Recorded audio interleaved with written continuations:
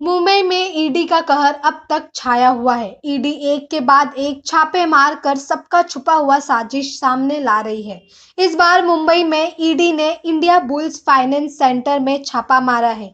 Maharashtra police ने 2014 और 2020 के बीच कंपनी के प्रमोटरों और डायरेक्टरों द्वारा की गई अनियमितताओं के लिए कथित रूप से धन की हेराफेरी और लेखांकन अनियमितताओं के लिए इंडिया बुल्स समूह की कंपनियों के खिलाफ मामला दर्ज किया था। इसमें प्रमुख company India bulls housing finance भी शामिल है। धोखाधड़ी और आपराधिक साजिश से निपटने के लिए भारतीय दंड संहिता की विभिन्न धाराओं के तहत 13 अप्रैल को पालघर पुलिस द्वारा प्राथमिकी दर्ज की गई थी।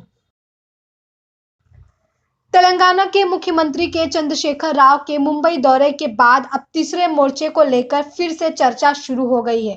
राव ने रविवार को CM Uddhav Thackeray, NCP chief Sharad Pawar समेत कई बड़े नेताओं से मुलाकात की है। हालांकि वे कांग्रेस के एक भी नेता से नहीं मिले हैं।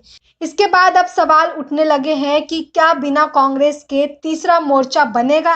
इसी का जवाब शिवसेना नेता संजय राउत ने दिया है। राउत ने कहा है कि हमने कभी नहीं कहा कि कांग्रेस के बगैर कोई फ्रंट बनेगा। जब ये बात ममता बनर्जी ने कही थी, तब शिवसेना पहली राजनीतिक पार्टी थी जिसने कहा था कि कांग्रेस को भी साथ लेना चाहिए। राउत ने कहा कि कांग्रेस को भी साथ लेना जरूरी है। इस मुलाकात पर कांग्रेस की तरफ से भी बयान सामने आया है। महाराष्ट्र कांग्रेस के अध्यक्ष नाना पटोले ने कहा कि तेलंगाना के मुख्यमंत्री के चंद्रशेखर राव के भाजपा विरोधी मोर्चा बनाने के प्रयासों का स्वागत करती है, लेकिन क्षेत्रीय दलों की इस तरह की पहल कांग्रेस पार्टी के बिना सफल नहीं हो सकती। सत्तारूढ़ भाजपा के लिए कांग्रेस ही एकमात्र विकल्प है।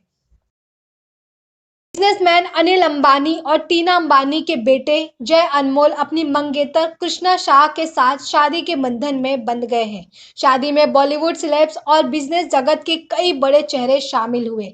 सोशल मीडिया पर सामने आई शादी की कुछ तस्वीरों में दुल्हन कृष्णा शाह ने सुनहरे लाल रंग का भारी कढ़ाई वाला लहंगा पहना है। वह डायमंड और एमराल्ड ज्वेलरी में बेहद खूबसूरत नजर आ रही है।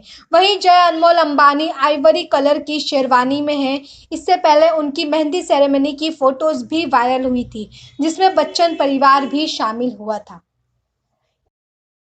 केंद्रीय वित्त मंत्री निर्मला सीतारमण 2 दिवसीय दौरे के लिए आज मुंबई आ रही है। यहां वे उद्योग जगत से जुड़े कई दिग्गजों से मुलाकात करेगी। यहां वे बजट के बाद के मसलों पर बातचीत करेगी। इसके अलावा वे बड़े टैक्स पेयर्स और चुनिंदा प्रोफेशनल्स के साथ भी मुलाकात करेगी। वित्त मंत्रालय ने केंद्रीय मंत्री के दौरे को लेकर एक ट्वीट में कहा, वित्त मंत्री महाराष्ट्र के हितधारकों, उद्योग और व्यापार, बड़े करदाता और चुनिंदा पेशेवरों के साथ बजट 2022 के बाद बातचीत करेगी। इसके बाद दोपहर 3 बजे वित्त मंत्री निर्मला सीतारमण फाइनेंशियल मार्केट के प्रतिनिधियों के साथ बैठक करेगी।